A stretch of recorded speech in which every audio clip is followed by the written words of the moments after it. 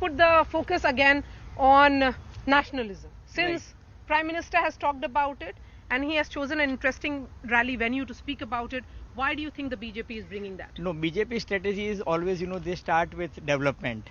They will start with development, then they will, start counting their achievement. And then, in the last 3 days, in mandatory hours, we call it, or in slog hours, they'll start singing the duet of Hindutva and, nationalism and 2611 and uniform civil code and other things. I personally feel that, you need to discuss about your performance in last 27 years or in last 5 years. Talk about, unemployment in Gujarat, talk about, paper leakages, or give your explanation. What about human development index in Gujarat, or what kind of education model you are going to offer, or if you say that Gujarat economy will become 1 trillion, then show the roadmap. Show the roadmap. Show the roadmap. That is what not coming. There should be a good debate, discussion. Why would Prime Minister bring in surgical strikes? See, I think nationalism, Maria, is an important issue in a Gujarat election. You have to see the perspective of it. What the Prime Minister said that bomb blasts used to happen in Gujarat when he was the CM in Surat and Ahmedabad, and हम terrorist पकड़ते थे और UPA सरकार terrorist को सहानुभूति रखती थी या उन पर सॉफ्ट हो जाती थी. If you go around Ahmedabad and Gujarat, you will see the big billboard of BJP. It says Suraksha and Bharosa. So Suraksha plank of the BJP is a very, very strong election plank of the Mr. Modi.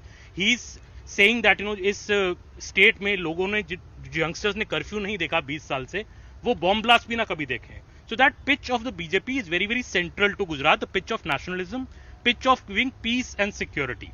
So I think that is why Mr. Modi is dwelling on that. He has dwelt on that earlier also in early election, but I think in Gujarat it's even more important because he's dwelling on not just on his record as a PM, but also on his record as the CM. And the equation that was there between the Chief Minister and the Prime Minister. Yeah, then, and when he says, also bringing bulldozers in between. Bulldozers, so what is the message of bulldozer? Yeah. So that is a clear cut. In Uttar Pradesh you speak about Kabristan and Smasan. Here you are bringing, bulldozers. See, the other point that he said, very important in his rally, which many people glossed over, when he said that हम terrorists पकड़ते थे और center soft हो जाती थी. He is referring to the cases like Ishrat Jahan and Shorabuddin Sheikh encounter, where the Gujarat government acted in a certain way, the UP was acting in another manner. And he also said that the central leadership, in fact, the Congress party was shedding tears during the Batla House encounter. See, again, these are Gujarat elections, right? These are not national elections. Let us talk about people of Gujarat. He has been CM here. After he left Gujarat, what is the situation of Gujarat? And worst case scenario is Morbi incident. Yesterday, High Court told government that they were paying just 3,000 rupees to the orphans of the Morbi incident. What are you talking about? Even 3,000 rupees is not enough to pay their fees. You are just paying 4 lakh rupees to the victims. So these are the core issues where BJP, the Gujarat, people of Gujarat, they are really hurt. Mr. Modi is from Gujarat. Don't you feel, Maria, if he wanted just at a whisker of 1 second, he could have taken action against the culprits of Morbi? No, it's not happening. So what is the delivery on ground? You are talking about Bharoche ki Sarkar when Mr. Modi doesn't trust his own leaders and he has to campaign like a CM face. This clearly shows that they are shattered. They know the ground. The push that is being given by the Prime Minister. Actually, just they need to really evaluate their report card before even making a comment on us. They had always made promises, but they never delivered. Like Bijli, Sadak, Pani. Who delivered it? It is us who delivered it.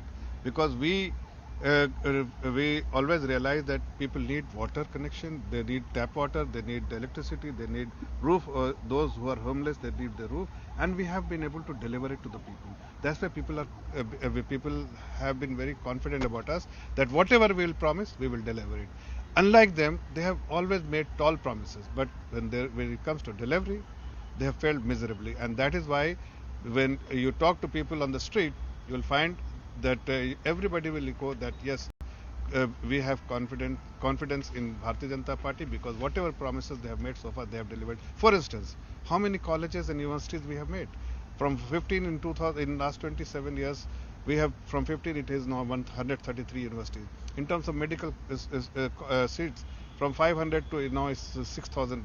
There are so many things which we have achieved, but when these people are tom-tomming about the unemployment, they should also evaluate their own state where they are in power. For instance, here the unemployment rate is 1.7% compared to double-digit unemployment rate in Chhattisgarh as well as Rajasthan. I mean, unless you deliver to the state where you are in power, then how can you make this kind of statement? Pallavi, you have been around in Gujarat.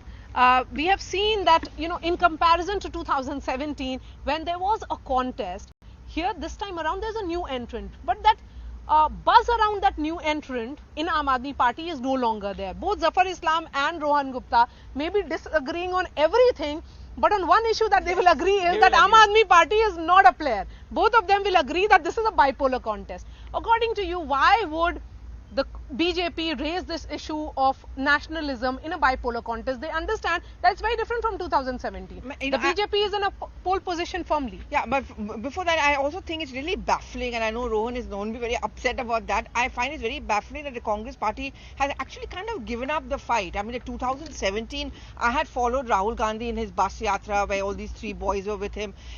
There was a mojo to their, and there was a zing to their campaign. This time round, it's like, okay, we are just giving it up. We are not interested. We just want to focus on the Bharat Jodo Yatra.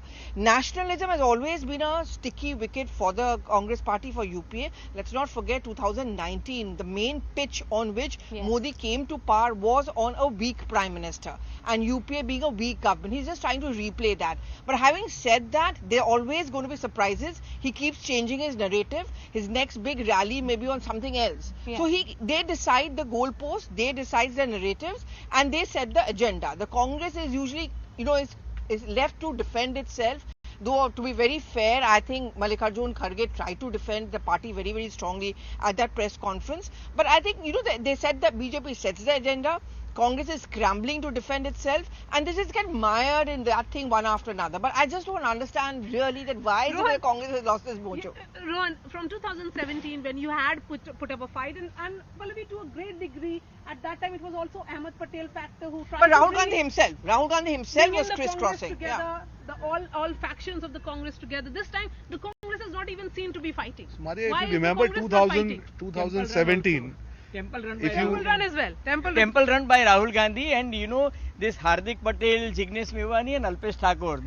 They as Pallavi has rightly said, you could see mojo and jing. But this time I'll tell you two important aspects. You may be saying that Aam Aadmi Party may not be a force to reckon with, but they will be a double-edged weapon. Both these parties are worried internally because they will be a disruptive force. In Surat, they are creating trouble for Bharatiya Janata Party, and that's the reason that last night Prime Minister Narendra Modi has to go on for 28 kilometers of road show. And BJP is also worried about because they have brought 19 turncoats from Congress party. They are worried about their own rebels, and there are 19 rebels in Bharatiya Janata Party, so they are worried more about their own rebel people. On that, but before that, what Pallavi said in terms of the mojo, why लग रहा है कि बस चुनाव लड़ना है तो लड़ रही है नहीं बिल्कुल नहीं 2017 में I just got the old the surveys and all.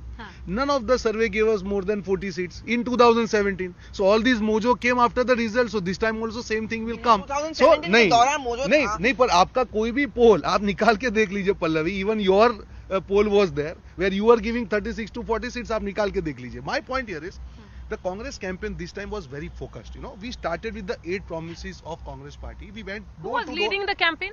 Our local leaders. We have trust on that. Unlike Mr. Modi, like he says Bharosa ki sarkar, but he doesn't trust his own local leaders. You tell me one interview of Bhupendra Patel who is their CM candidate. No, they don't trust. Mr. Modi doesn't trust anybody. That's why they had to bring 20 turncoats from Congress party and leave there 40 people, including the ex-CM. This is the ground level situation. So again, what Mr. Umat said, it's a very interesting point that this is the first time BJP is facing the rebels. 19 people are suspended and 36 other seats where they are fighting internally. So you will see that on the day of result. Pallavi will come and tell me, Rohan, the same mojo is back. Okay, 8th December.